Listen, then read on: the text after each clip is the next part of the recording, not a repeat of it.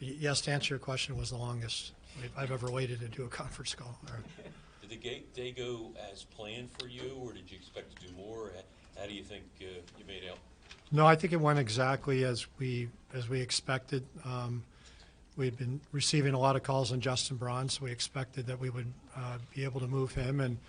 And you know, Derek Brassard, obviously a versatile, you know, veteran forward who's played an awful lot of playoff games. I expected we would move him as well. And at this point, we're carrying 18-2, so you know, I think we were happy moving those two players and picking up a third and a fourth round pick. And you know, but we have 20 games left to play, so I think we're in a good spot. Will this maybe open up a spot for Lazinski to come up, or as a center, or will you just go with what you have? Or? Well, I think for tomorrow we'll play 11 and 7. We'll play the roster we have. Nate Thompson's expected to be cleared. You know, all going well, I believe, on Thursday, so he could be a candidate to play. And at some point, Scotty Lawton will come back, and so we'll just see how we get through tomorrow, and then make decisions from there. Was there interest on Martin Jones, and were you guys maybe close to thinking about moving him, or what was the process behind keeping him and having him here? You know, there were some conversations on a few of the other guys, but nothing really materialized. And to be honest with you, we're you know, Urson is out for the season. Ustamenko's been battling injuries. Sandstrom is healthy now, but been battling injuries. So we just wanted to be a little bit careful here with 20 games to go. And, you know, Lehigh Valley's battling for a playoff spot. So, you know, if there was something meaningful, we would have looked at it. But, you know, nothing really materialized. Chuck, I guess now the trade deadline is in the rearview mirror. What do you see as the point of the rest of the season? Obviously, you guys made it clear you're sellers with the moves that you made. The playoffs are essentially an impossibility. So what are you looking to get out of these final 20 games? A lot of what we saw yesterday. Energy, hard work, young players playing a bigger role and getting an opportunity to show what they can do for next year. And, you know, just at some point here, there might be a few other young players that get a chance to play and audition. And so we want to finish strong. We want to see a little bit more what we may have going into next season by how players play the rest of the year. Is that kind of like that momentum? You get a little momentum going into the next year if you... Yeah, I'm not sure that, you know, on a team basis, I'm not sure you would get momentum because the team next year might be different. But I think there is an opportunity for some of the younger players to gain more experience. You know, for example, I thought Morgan Frost maybe had his best game in a long while last night. It looked like he had fun playing with Tippett. They moved the puck. They had some energy.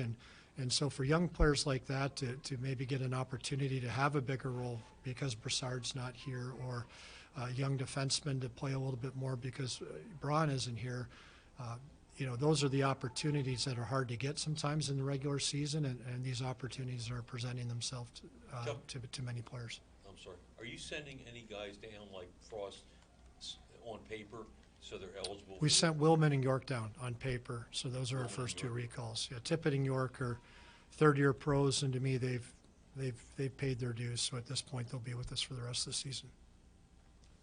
Chuck, we talked the other day on Sunday about how this has been a difficult season. And is there an element of disappointment today, obviously having to move players and be in a position where you're selling and not buying and contending?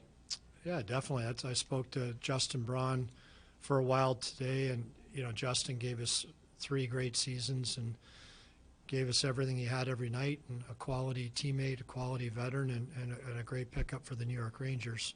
And you know, none of us anticipated being where we are now. We thought we'd be a competitive team, and you know, the vets were all excited going into the season, so I don't think any of us anticipated being here. So believe me, it hit home a lot earlier than today, but when you trade a player like a Justin Braun that has been such a great veteran and again a really solid contributor for our team, it certainly puts it in perspective.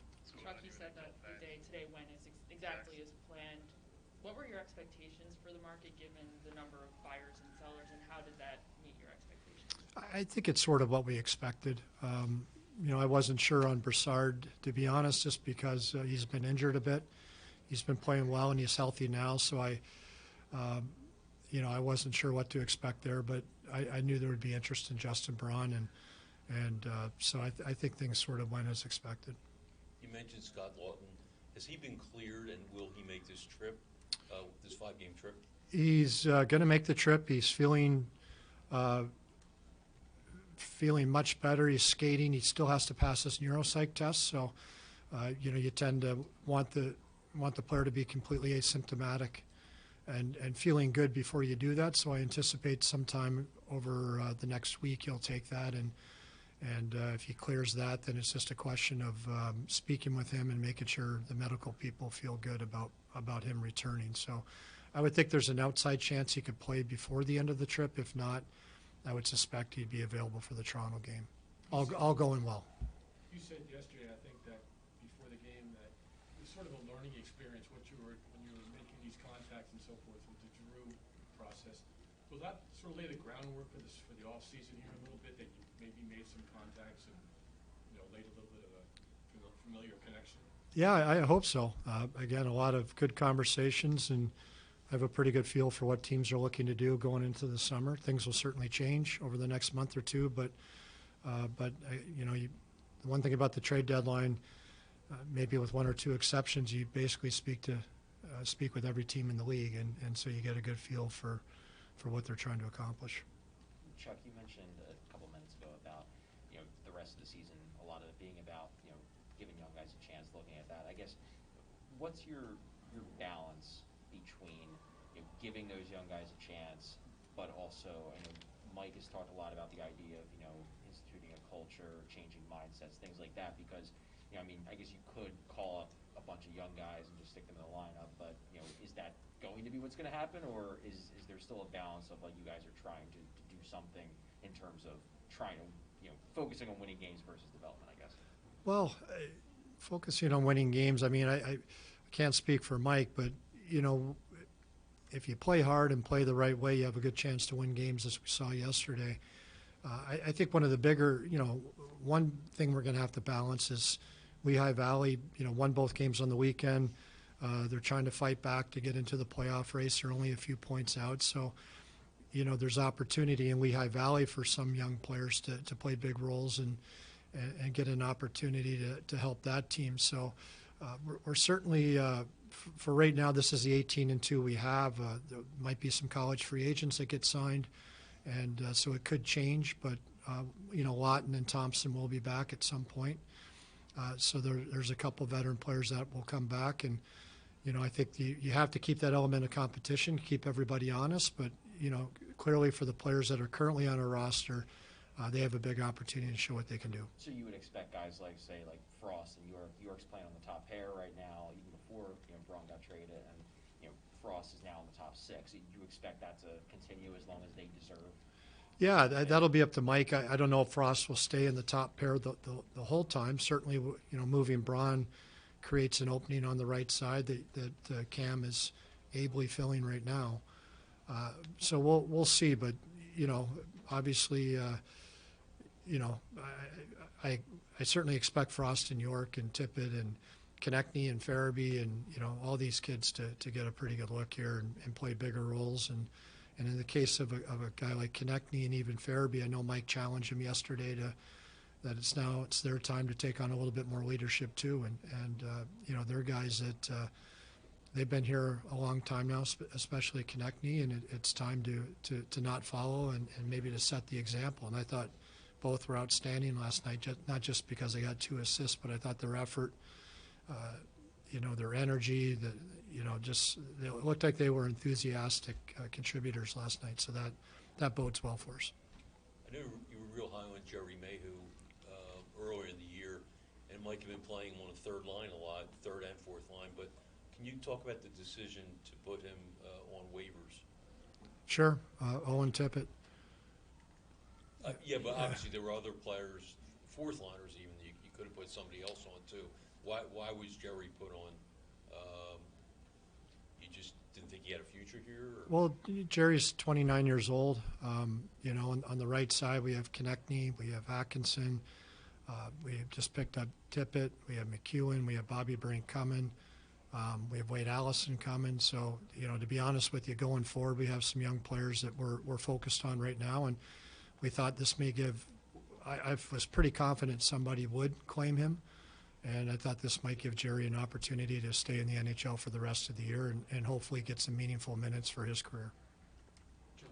Chuck, do you have a decent view of the landscape of maybe what you want to do this summer, or do you feel like you still need to evaluate things over these final 20 or so games to sort of know what you want to do? Yeah, there's a lot that will happen between now and then, and a lot of meetings, and we'll see how players do. We'll see the health of certain players, but that's what certainly what May, June, and part of July will be about. Both the picks you got today were in 2023. Was that an intentional thing? And I know that draft is generally viewed as one that's supposed to be really good. I just didn't know if that's more or less just kind of the way it played out, or if you were focused on getting picks for that draft. Yeah, well, that was Brent's preference to get picks in 23, but in both cases, the teams we made those trades with, I don't believe had their picks in 22. I believe that's accurate. I think both Rangers and Edmonton had already traded those picks in 22, but if we had a choice, our preference was 23. One quick question. This is more logistical because we haven't really brought it up. Ryan Ellis, has there been a decision made on surgery, whether he's officially out for the season? Well, probably he's officially out for the season, absolutely, and we're still working through some different options, and the plan is still for him to be ready to play at the start of next season. But once things get finalized, we'll be able to officially announce what we do. But you do believe, Chuck, that he could be ready for opening night if all goes well? Yeah, all going well. That's what I've been told, and that's what his focus is, and the focus of our medical team. But you're not sure if he needs surgery, or is that? We're just looking at different options here to get him healed up. Thank you.